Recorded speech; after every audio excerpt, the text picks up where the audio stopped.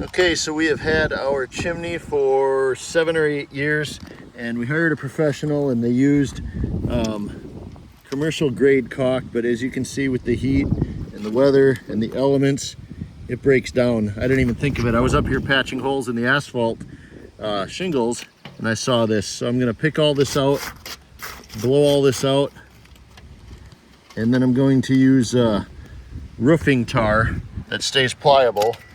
And it's called all-weather blackjack. I think we got it at Menards.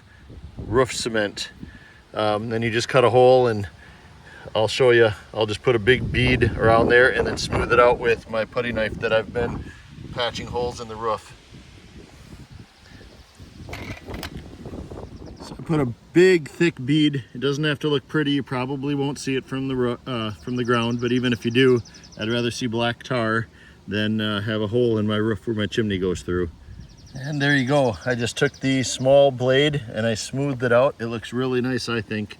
And that should be good for another 7 or 8 years. Go all the way around it.